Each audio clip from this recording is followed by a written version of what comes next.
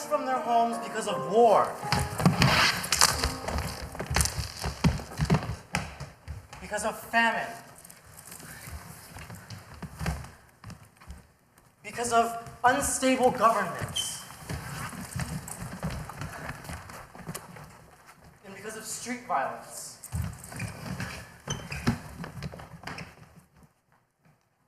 Pulled by the promise of riches and the possibilities in a new land filled with opportunity.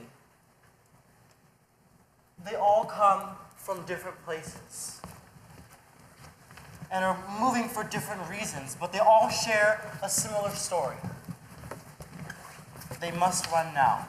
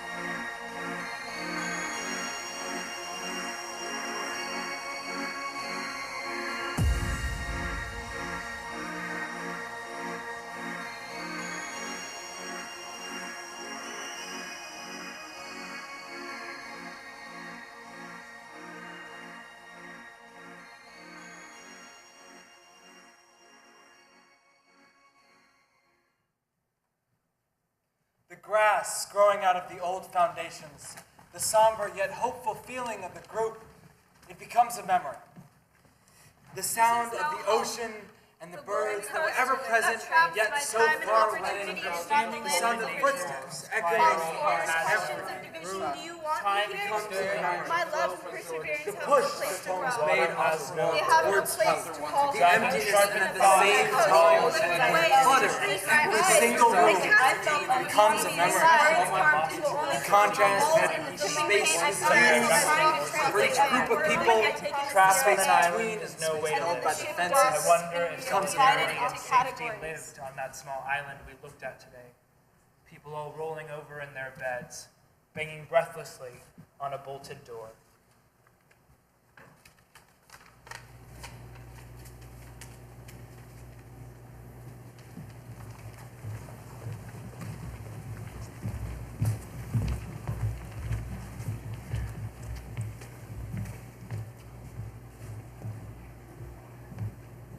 sandy beach and multiple palm trees welcome me into this unknown land and unforeseen fate.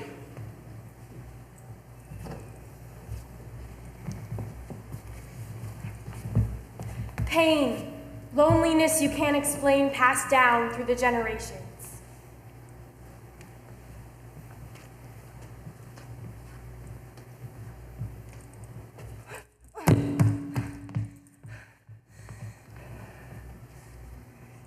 They denied my humanity. Now, I deny my humanity.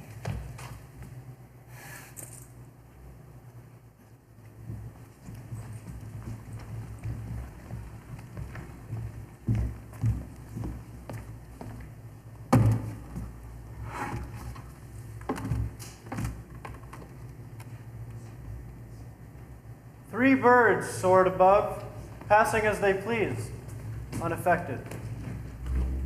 The dank smell of fertile earth was soon replaced by the dank smell of lead walls, which held dank, unclean bodies. Bodies that had been washed with polluted seawater, that which could be smelt and felt at the ruin-littered Pebble Beach.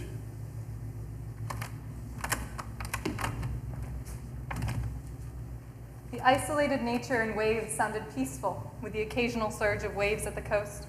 I could feel the solemn attitude that we all carried due to the nature of the subject that we were studying, despite the beautiful scenery we were surrounded by.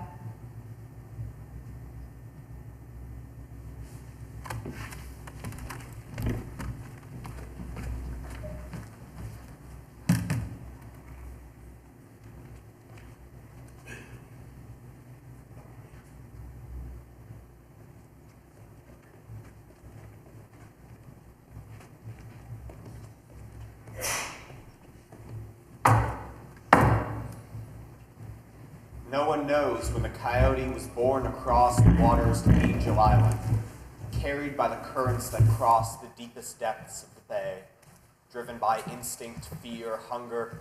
What must have crossed its animal mind when it emerged, dripping from the San Francisco waters? After nightmarish hardship, it would carve out a place for itself on the island, free to hunt and kill, cut off from everything it had ever known. Alone? Maybe not. Tourists report a smaller coyote roaming the island with its mother. If this is true, the coyote swam here, tossed by the ocean current, swimming for miles, not just for personal survival. She endured incredible suffering to give the baby coyote in her belly a better life.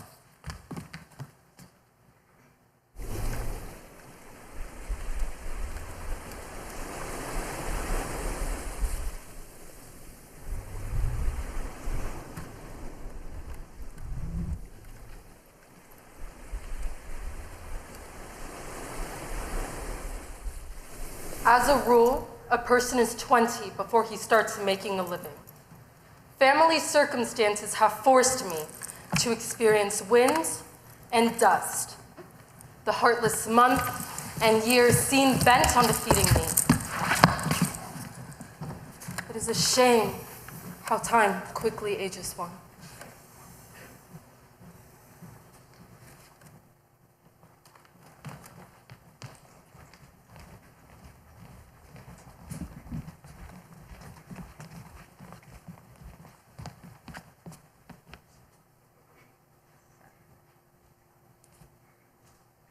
The gold And silver of America is very appealing.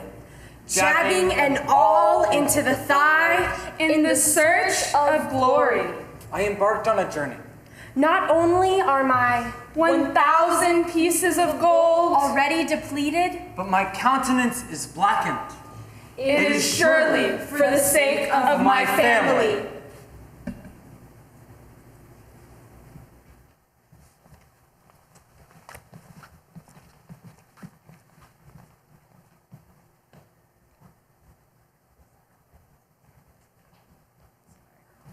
Four days before I boarded the steamship, time flew like a shooting arrow. Already a cool autumn has passed. Counting on my fingers, several months have elapsed. Still, I'm at the beginning of the road. I have yet to be interrogated. My heart is nervous with anticipation.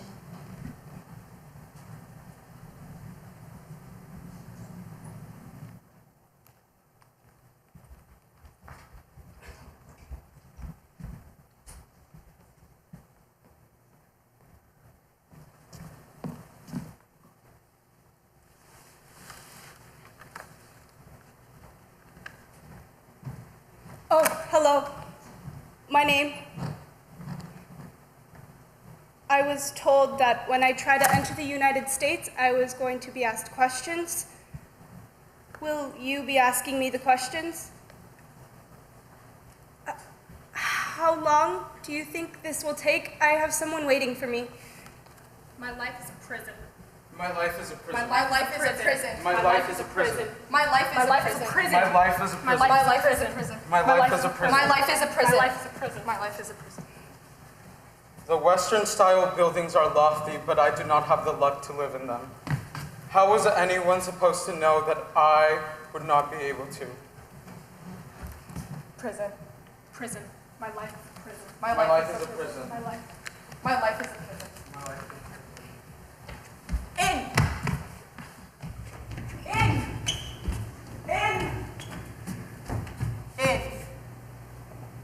In the quiet of the night,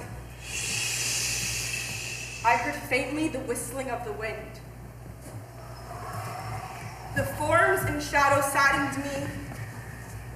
Upon seeing the landscape, I composed a poem.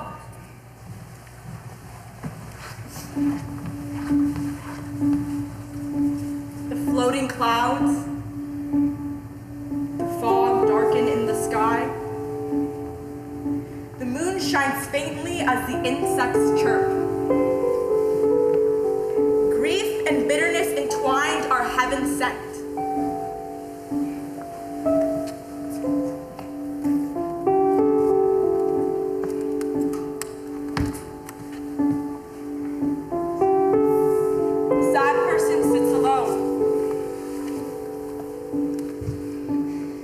By a window.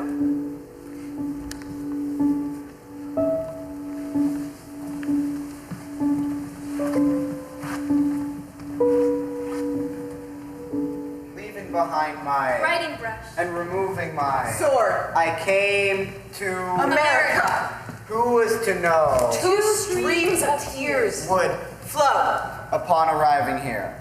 If one day I become ambitious and achieve success, then I will certainly behead The barbarians. and spare not. a single blade of grass.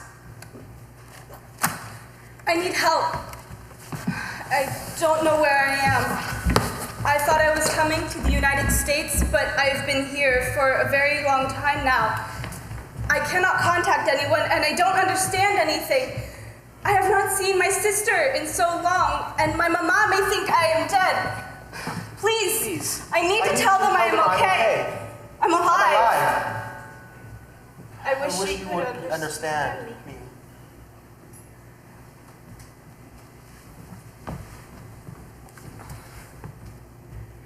My name, Jason Tran. Jason, from the ancient Greek Iason, meaning healer. Parents chose it because of phonetic similarity with my Cantonese name, Tihin, and, well, they wanted me to become a doctor. Tran, that's Vietnamese corruption of Tan, my actual Cantonese name. You guys like to call it Chan or Chen. Well, if the Vietnamese authorities thought they'd just call us trans, and, well, the Americans decided, well, why not? So here I am. I'm Jason Tran, yes. Hello, my name is Hava Orly Novogradsky Got. My first name, Hava, is the Hebrew word for life. My middle name, Orly, means light. And my last name, Novogradsky Got, which is both my mom's names hyphen pushed together, means new city. Life, light, new city. Hava Orly Novogradsky Got. Isabel Rose Axe. Isabel because my parents liked the name. Rose because of my mom's Nana Rose. And Axe, it was probably cut off at Ellis Island. Isabel Rose Axe. Lakambini O'Donnell. Lakambini is the name of a princess from a folk tale who died of a broken heart. Lakambini O'Donnell. Daniel Antonio Vigil, all names that run in my family and have been passed down through several generations. Daniel Antonio Vigil. Alan Jessen. My parents named me Alan because they like the name, and Jessen means autumn in Polish. Alan Jessen. Alexandria Renee Aparicio Ming. Aparicio comes from the Puerto Rican side of my family, and Ming comes from the Chinese side of my family. And growing up, my dad called me Moi Moi, which means little sister in Cantonese. Alexandria Renee Aparicio Ming. Soraya. My mom chose my name because she thought it was beautiful and it means princess. Soraya. Daniel Antonio. My name is Baba. All names are names that were passed down through several generations. For life. Lakambini Isabel Rosales. Daniel Antonio Vigil. Alexandria. Lakambini O'Donnell. Isabel Rose Axe. Lakambini I thought that O'Donnell. it was nice. I was named after a It means autumn princess. in Polish. Alan Jessen.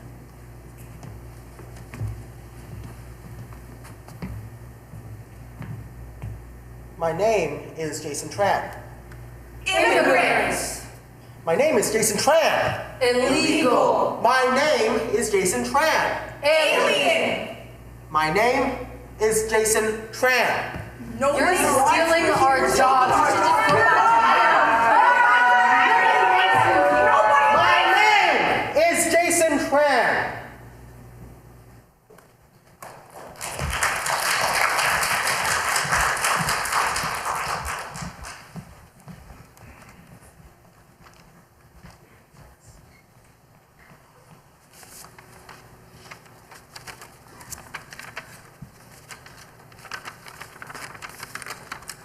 My name was Luca. Well, if you know me, you would know that my name's not Luca. It's Noah. Anyway, so, how I got my name, not Luca. Well, when I was born, my father, of Jewish heritage, wanted to give me an Italian name to represent the heritage of my mother. My mother responded with a Jewish and biblical name, Noah, to represent my father's heritage. She eventually won. My middle name, Yannick, is my father's first name, which is not actually his original name, Jan.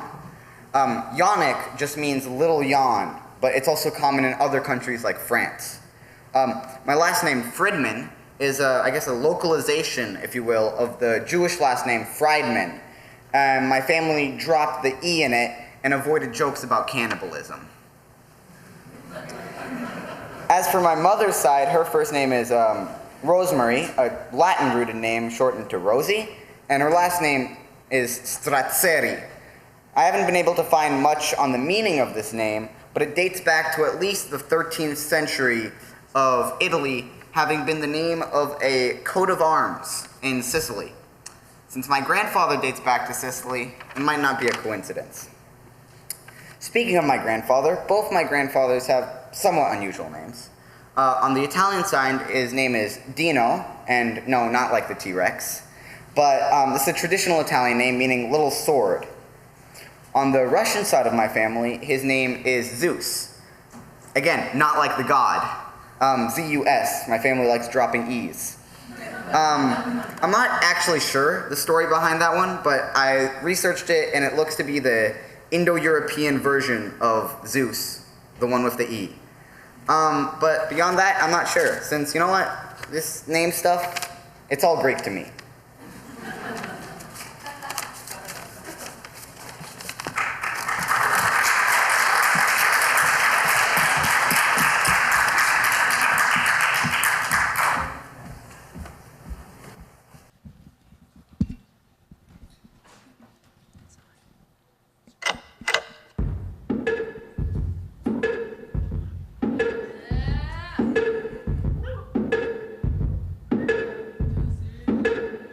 All right, how are y'all doing? All right. So I've never gone through any of this, but I know people who have. And sometimes you go to some place, you leave some place that you think is terrible, and you go to some place you think is safer, and it just turns out to be just as bad. All right. So, here we go.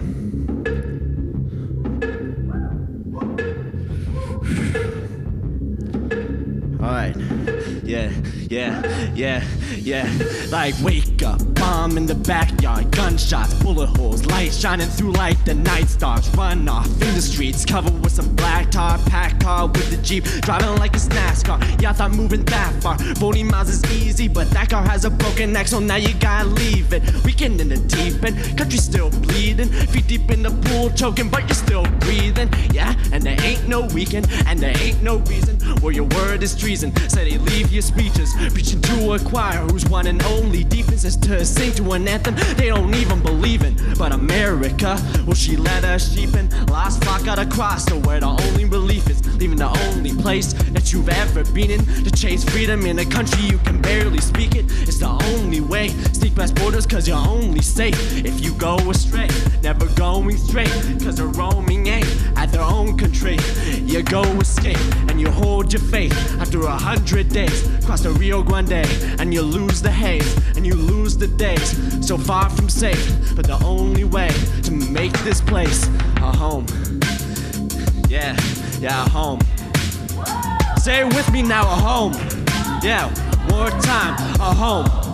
Yeah.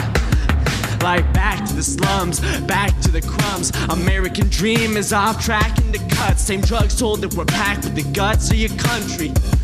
Dealers selling crack for your lust, strapped for the funds in the shack like a bum, working jobs all day till your back breaks and you're done. Hate in the blood, you had no choice but to run, and they blame you when they treat you like you bringing all the drugs. And now you're in the gang, and now you're in the way, and now you're a rapist, murderer, the same thing you escaped. You giving you a date, and now they give you a date, and now it's never winning that case. You're just another stray. Ooh, just another stray. Woo. Yeah. All right. Peace out, y'all.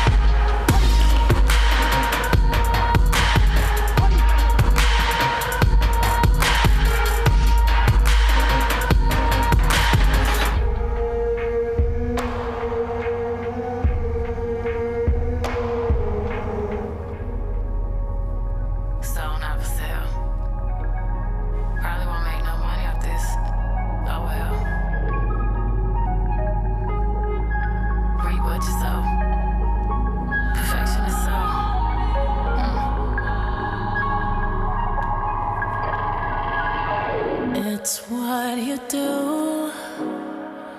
It's what you see.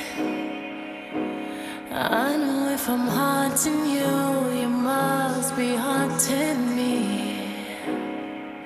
It's where we go. It's where we'll be.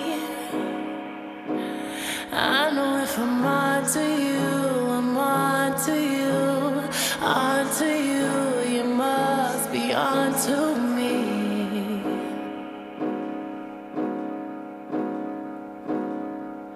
My honey loves, ghost in the sheets. I know if I'm onto you, you must be haunting me. My wicked tongue, where will it be? I know if I'm onto you, I'm onto you, onto you, I'm onto you, onto you, you must be onto me.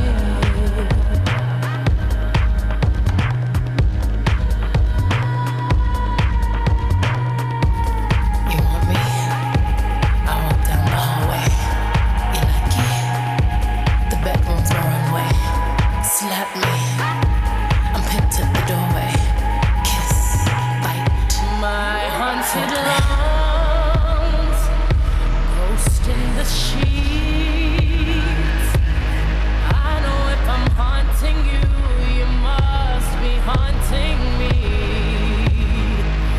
My wicked tongue, where will it be? I know if I'm onto you, you must be onto me.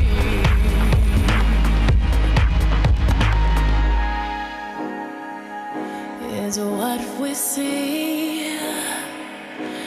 I know if I'm haunting you, you must be haunting me. It's where we go. It's where we'll be. I know if I'm onto you, I'm onto you, onto you.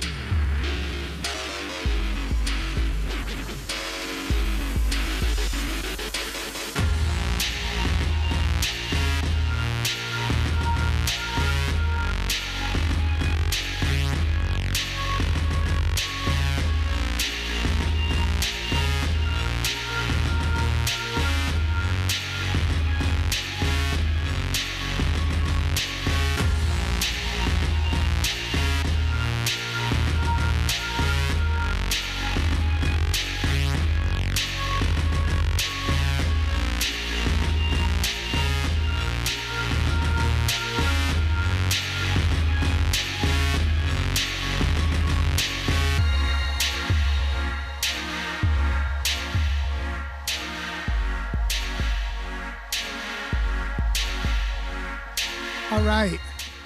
Once again, please make some noise for the young folks on stage here.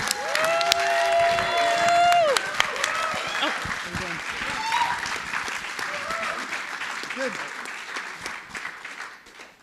So here we are. You did it. Yeah.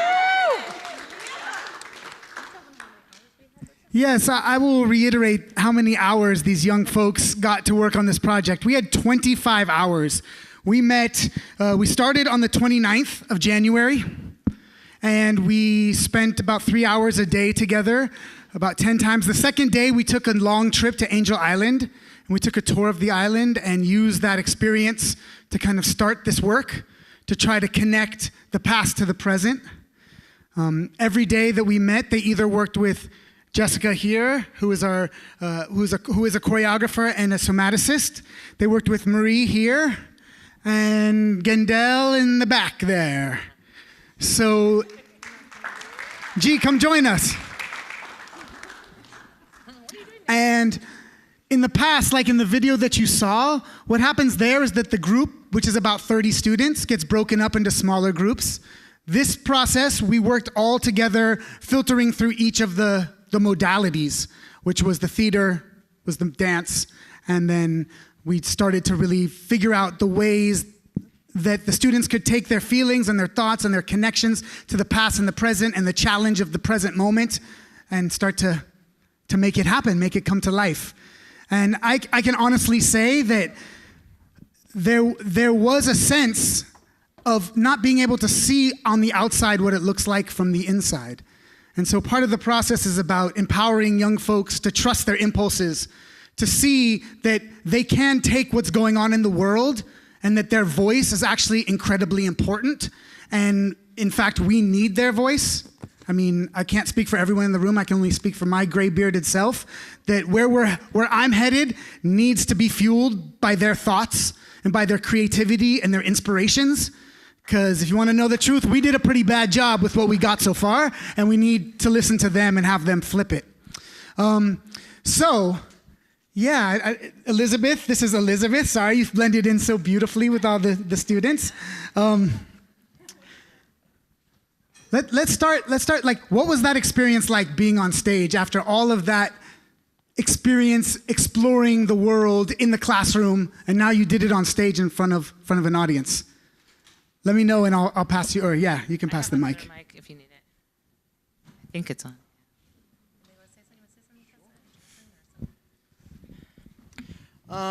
I have to say, for me at least, it felt kind of weird almost, like to actually be like in like, a space and doing it in a space versus, where, a space where we'd practice, in actually performing space, because I mean, we did most of the work in kind of our practice room, and I don't know, there's this feeling about it that just didn't really quite, I don't think I've ever really put something of this scale together in such a short time frame. I just thought it was just felt really strange, really still now it's to have put something together so quickly of such magnitude. Yeah, okay. Yeah, definitely adding on to that, it took a lot of teamwork for everyone on everyone's behalf, which we all had to come together and put our all into it. And like today, we just got to the space. We got here at 1:30, rehearsed, and then put on a show. So it was crazy and fast, but it was a fun experience. Try to say something important. It feels like we started just yesterday, and now it's done. And the show felt like it took 30 seconds. Probably a lot longer for you all. But it felt like 30 seconds for us. So it's just very fast, and I'm happy it turned out the way it did. Yeah, again, what Jason said, the space is so much different than what we were practicing in. We were in this little concrete square, and it was amazing that we were able to put it together on a professional space in such a short amount of time, and I feel like we did a pretty good job.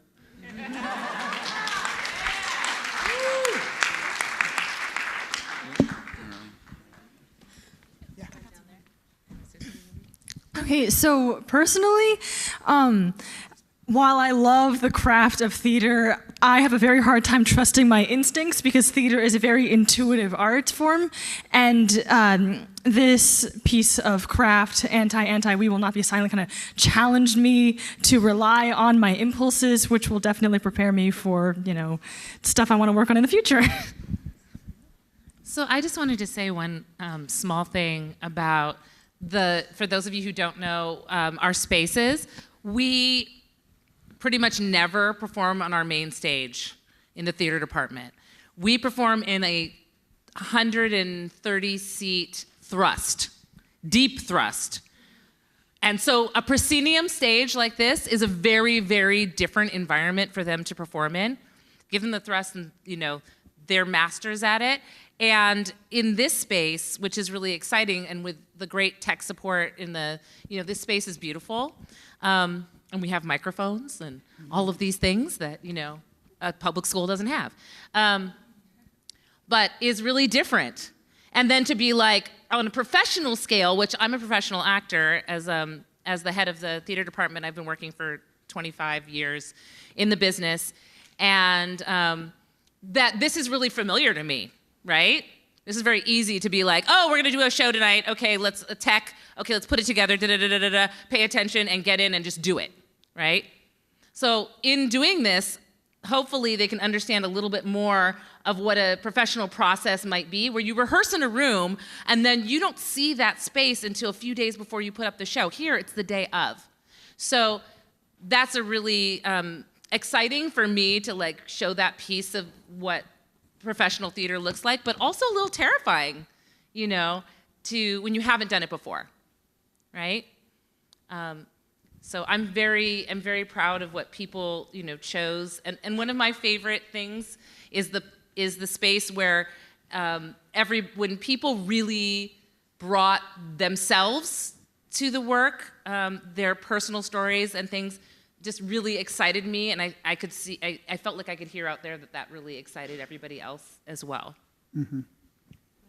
Maybe we can open it up to the audience. Anybody have any questions? I like it. All right, down in the front. Hi. I just wanted to know what the everyday 3-hour sessions kind of looked like from the day to day.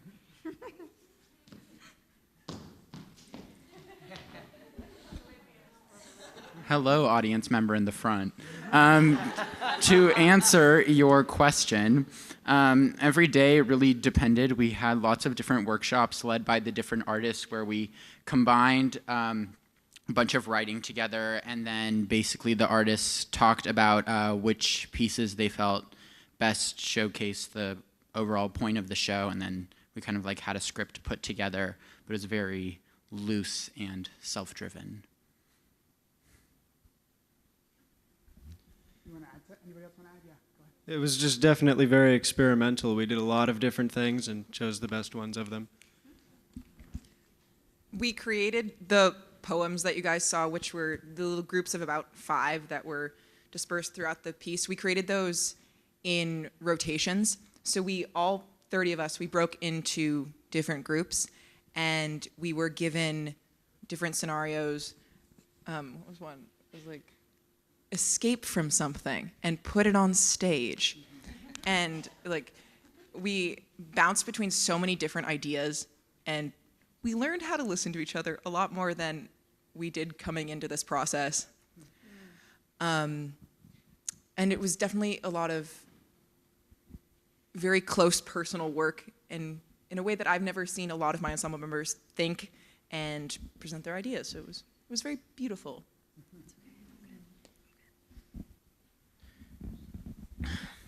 I mean, to sum it up in one word, interesting. It's definitely it is very different from what we do now with our new department head. I mean, vastly different from the material we were able to do with our former department head, who was a lot more kind of conservative of what he'd consider proper work for us to do as a department. And I think it was just a very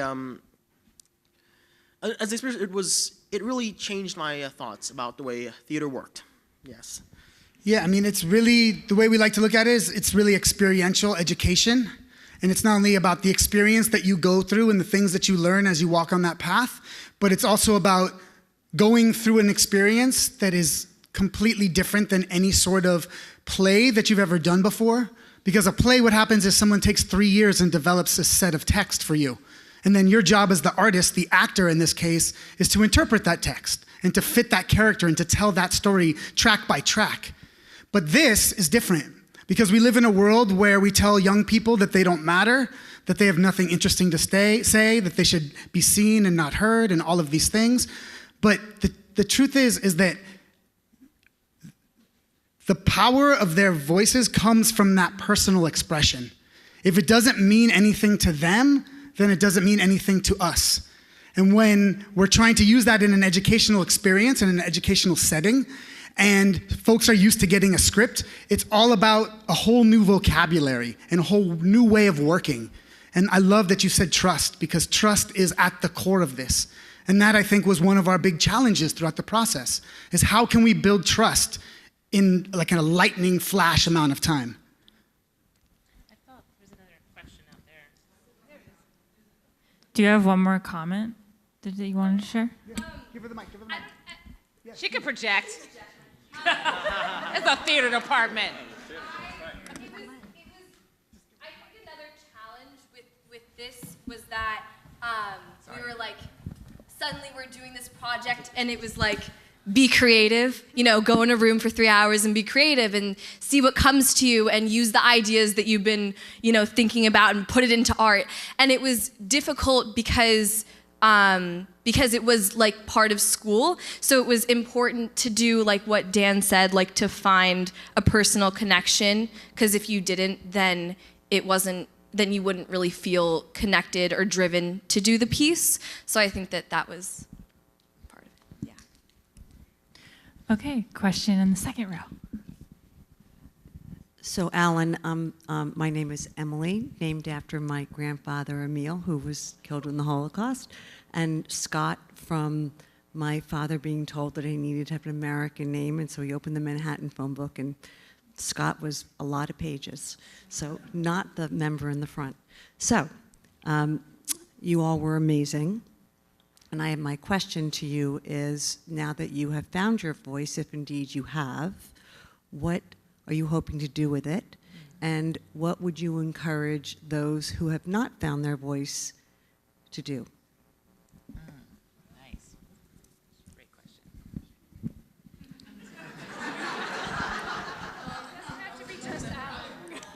Anyone? That's for me. Oh. Yeah. Oh. Yeah. Yeah. Okay. Yeah. Oh, I can try to answer your question too. So as for finding my voice and what I want to do with it, it definitely was interesting to try some stuff out.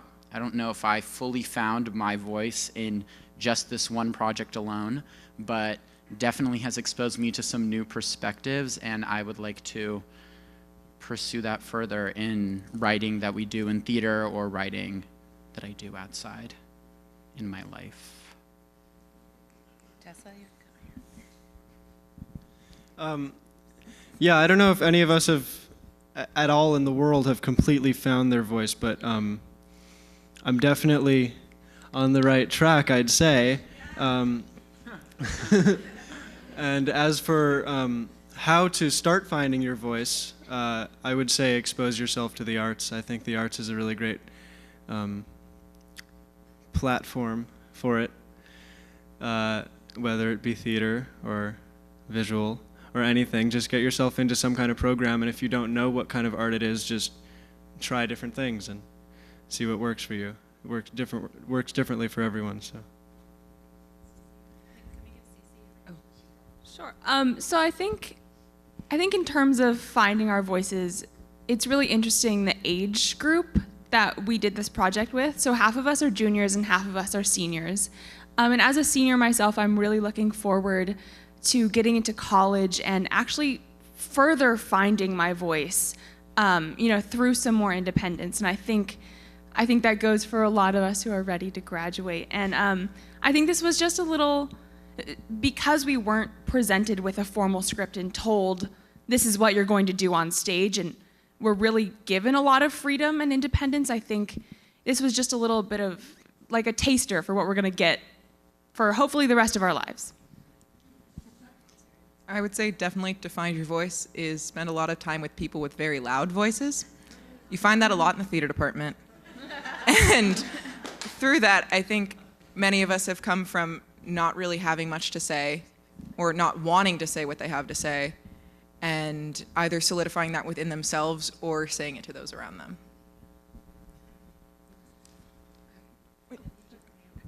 Okay, all right. So, I mean, I haven't found my voice just yet. I mean, I may look like it because I'm very exuberant, but I probably don't.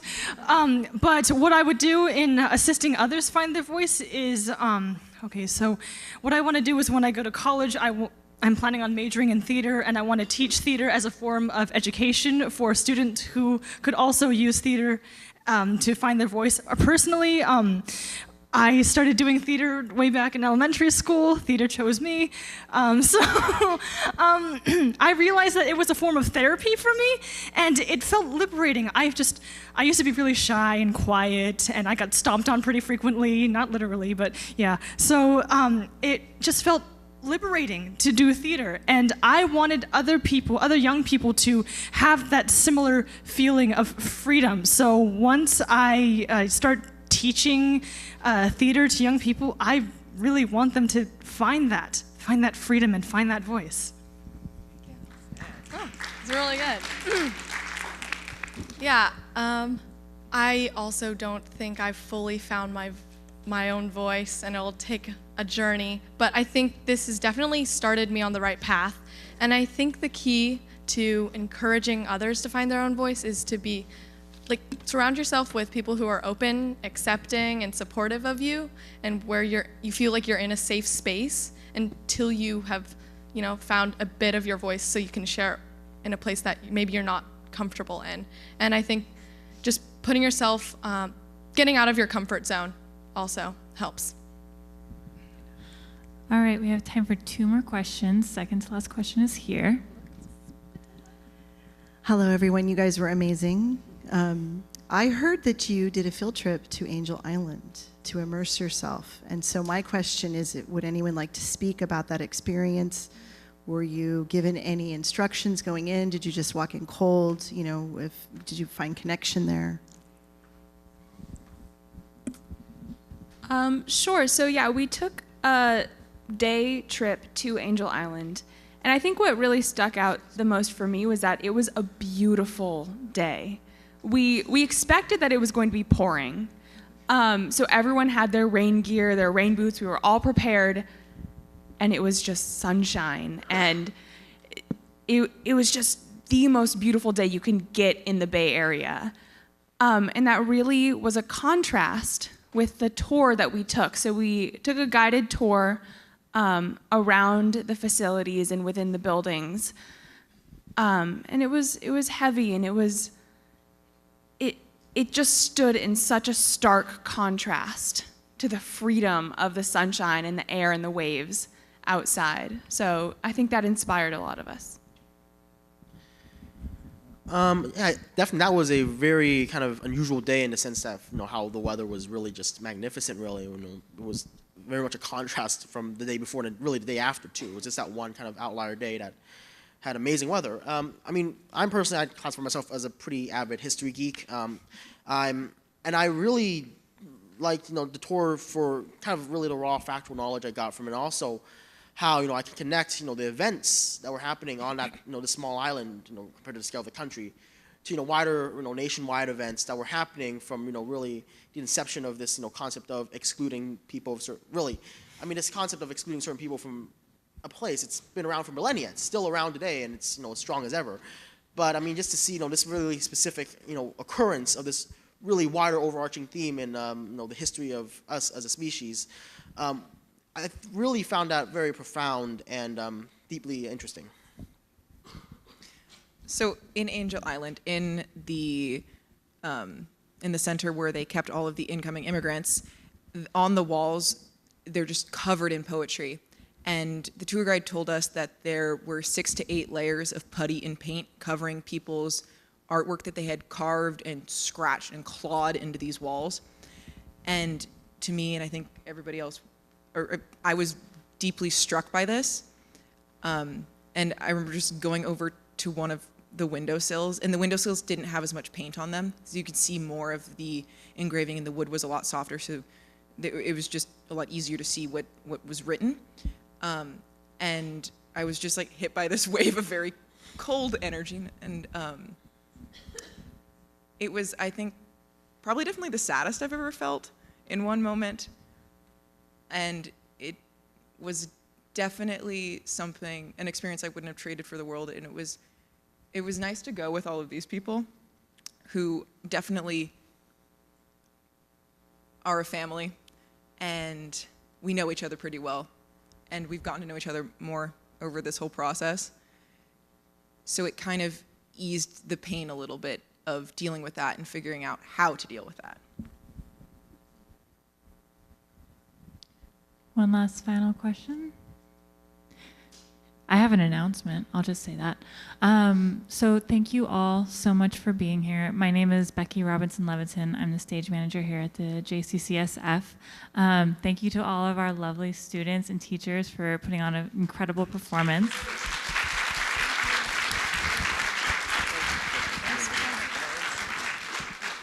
And I just want to mention that if you liked what you saw here today, we are doing a little snippet of this same piece again on March 11th at 7 o'clock as the opener for Deborah Lipstadt, which is really exciting. So please come back and check it out again and tell all of your friends. And we're having a small reception out in the atrium, so join us there and chat. All right, thank you. Have a good night.